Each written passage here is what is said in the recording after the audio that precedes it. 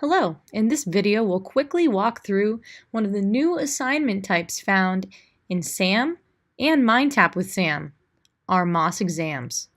While SAM has been a proven valuable resource for students to practice, prepare for, and pass MOS certification exams with our trainings, exams, and projects, we now have MOS exams that even more closely simulate the actual MOS exam test-taking experience.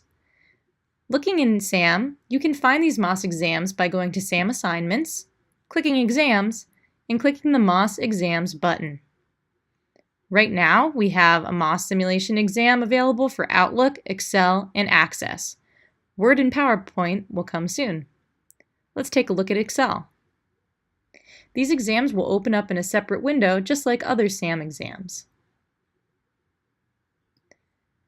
The exams will host a very realistic simulation of the Microsoft application that students might be tested on. You can see that the simulation is up here in the top of the screen. Near the bottom, where this text is the direction for students. In the bottom left, students can open a task list and see what tasks they have to complete in this exam and in what sections of the exam. These exams are made up of mini projects, which is very similar to the MOS certification exam itself. You can see in this one we have a few mini projects: budgeting tips, Little Turtle jewelry budget, fundraiser donations, Simon expenses, and corporate Olympics.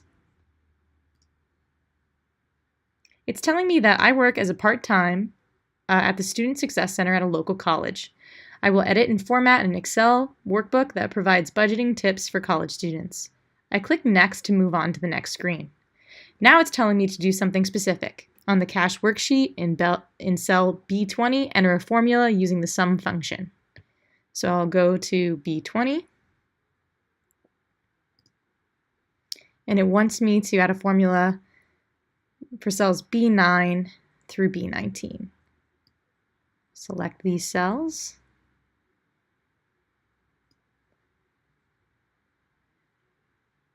And I need to expand my screen to get my AutoSum. Once I think I've completed the task correctly, I can either click this check mark to check as done.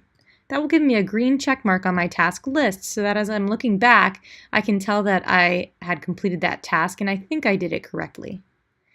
I can flag it if I'm unsure. Maybe I'm not sure if I did this correctly, and if I have time at the end of my exam, I want to go back. I can also restart the simulated project, and that'll clear all the work that I've done so far. So it would bring me back to step 1 of budgeting tips. I'm going to move on to the next task. Now it's asking me to enter another formula into cell B22.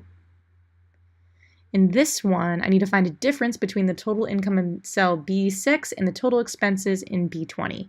You can see that these tasks really force students to think critically and figure out what they would do to be able to get the answer. B6 and B20. So, put in a formula.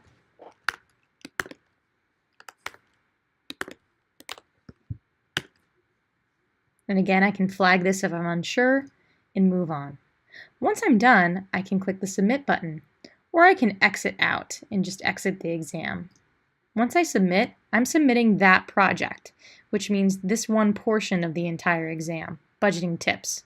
Now that part, I can't get back into. I can move on to Little Turtle jewelry budget.